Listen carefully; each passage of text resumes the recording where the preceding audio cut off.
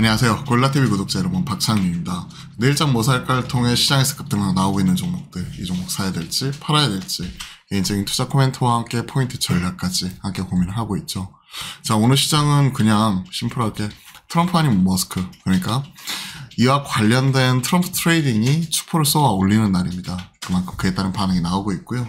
오늘 장중에 달러화에 대한 원화 환율이 1,400원 넘어가다가 그 밑으로 소폭 이렇게 떨어지는 모습이 나오니까 외인들이 지금 오늘 현선물 동반 순매수 하는 모습이고, 프로그램에서 비차익 1148억 들어오면서 일부 많이 빠진 데 따른 저가 매수세 이런 것들이 기계적으로 들어오는 건데, 여기에 크게 의미를 부여하기는 좀 어려울 것 같다라고 생각을 하고 있습니다. 최소한 오늘장 시장에서 살아남기 위해서는 시장의 버프를 받을 수 있는, 트럼프 버프 받을 수 있는 이런 아이템이라도 하나씩 준비를 해야 될 것 같아요. 여기 Make America Great Again 이렇게 써있는데, 사실 아메리카가 아니라 지금 우리 한국장 살려야죠. Make Korea Great Again 제발 좀 됐으면 좋겠습니다. 그리고 제발 Make 삼성전자 Great Again, 삼성전자 좀 제발 살려주세요. Great Again 다시 뭐 경쟁력을 잃었다 뭐 이런 얘기 하고 있는데, 뭐 잠깐 밑에서는 계속 관심을 갖고 있기 때문에 앞으로 계속 체크하면서 추적하도록 하겠습니다. 오늘 화목한 소통에서 반도체 스팟 가격 점검을 했잖아요. 지금은 계속 이제 일 단위 그리고 주 단위, 월 단위 계속 하락을 하고 있는 이런 상황이니까 최소한 이런 부분이 좀 멈춰야 될 것 같아요.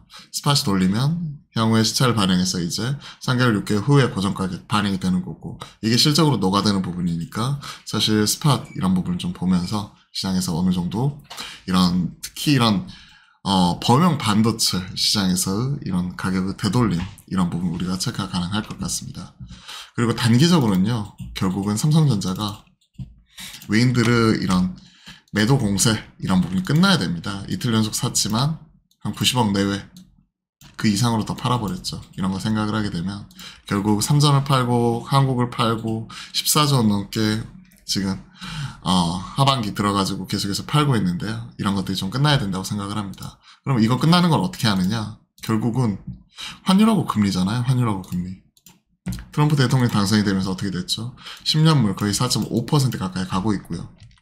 그리고 미 국채금리뿐만이 아니라 환율 또한 1,400원 넘나 들고 있습니다. 딱 이런 상황이니까 최소한 이렇게 급등했던 부분이 꺾이는 모습이 나타나야 시장 같은 경우에는 어느 정도 단기 저점을 찍고 돌리는 모습이 나오겠죠. 금리하고 민감하게 연관이 있는 거, 7월 이후에 시장 상승을 주도했던 그 이동래죠. 바이오. 그냥 오늘은 열심히 두들겨 맞는 이러한 상황이고, 그리고 2차 전지하고 반도체 이런 쪽은 뭐 칩셋니, IRA 보조금, AMPC 관련된 보조금 폐지니 뭐 이런 얘기 나오면서 같이 빠지죠. 그러다 보니까 일부 테마, 트럼프 관련, 머스크 관련 이런 종목들만 도는 거죠. 자, 볼게요. 조선주 올라왔습니다. 오늘 윤 대통령하고 트럼프 대통령 당선 축하 관련 통화를 했죠. 한 12분 통화했다고 하는데, 거기서 한국 조선 역할이 중요하다. 즉 중국이 지금 현재 강하게 치고 올라가다 보니까 한국 조선의 역할 자체가 중요한데, 이 한국 조선의 역할 얘기해버리니까 갑자기 주가가 현대임스는 상한가 갔어요. 현대임스가 오늘 상한가 가서 4천억 대거든요. 그전엔 3천억 대였다는 얘기예요.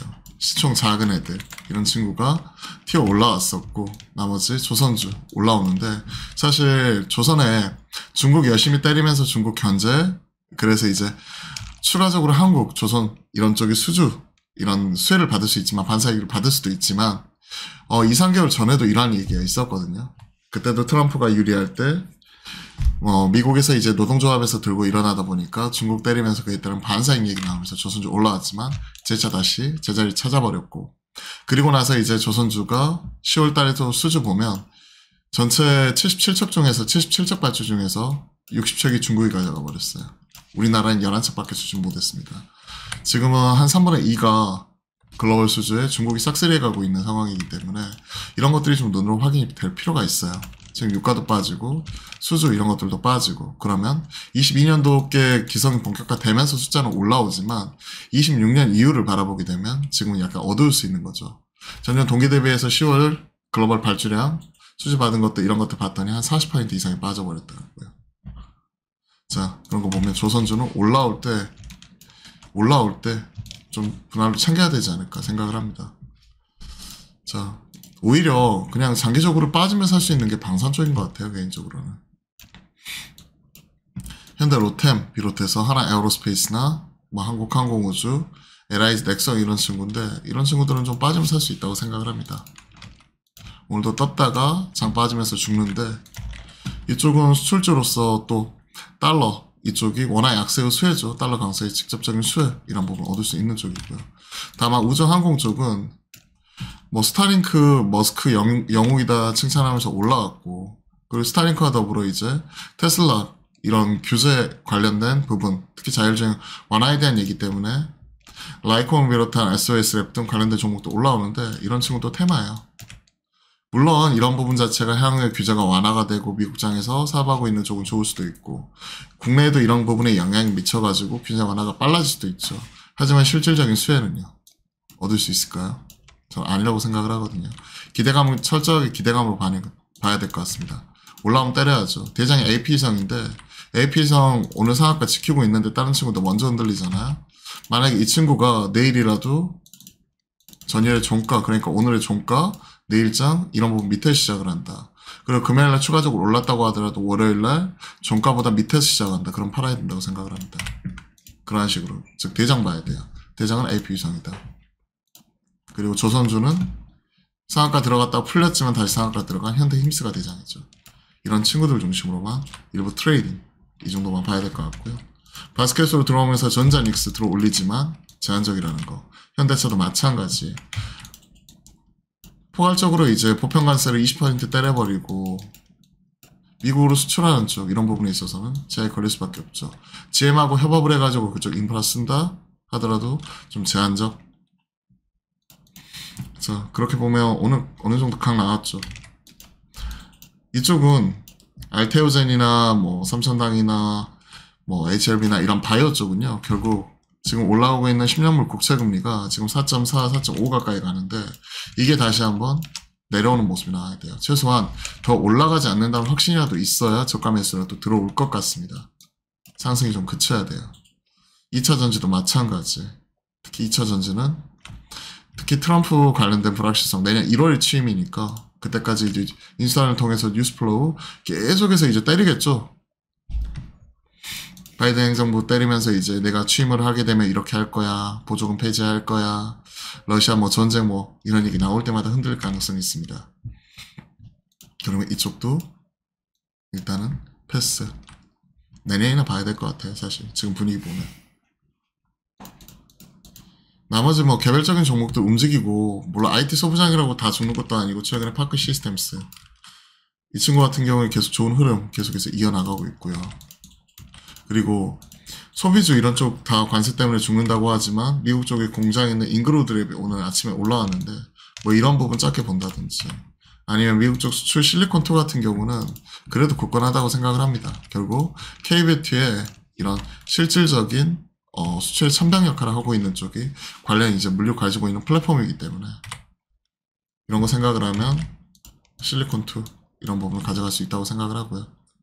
최근에 뭐 휴젤 같은 경우도 이제 수출 이런 부분 미국 쪽에서 큰 폭으로 늘어나고 있고 오늘 우려로 인해서 빠지는데 이거 더 빠지게 되면 좀 볼 수 있을 것 같아요. 오늘 9% 빠지는 떨어지는 칼라는 잡지는 마시고요. 자 이런 식으로 종목들 빠르게 점검을 해봤습니다. 자 시장에서 뭐 이런 종목들 다 살 수는 없겠죠. 자율주행 올라오면서 오늘 로봇도 일부 같이 올라오는데 로봇도 같이 마찬가지라고 생각을 해요. 오늘 이렇게 올라오는데 이 친구도 팔아야 된다고 생각을 합니다. 오늘 지금 보시면 SBB테크 17% 틸오버 10% 나머지 뭐 한 5% 전후 움직이는 이러한 종목들이 많은데 이런 종목들도 결국은 오늘 제일 많이 오른 게 대장이잖아요. SBB테크 이런 친구들 꺾이면 또 팔아야죠.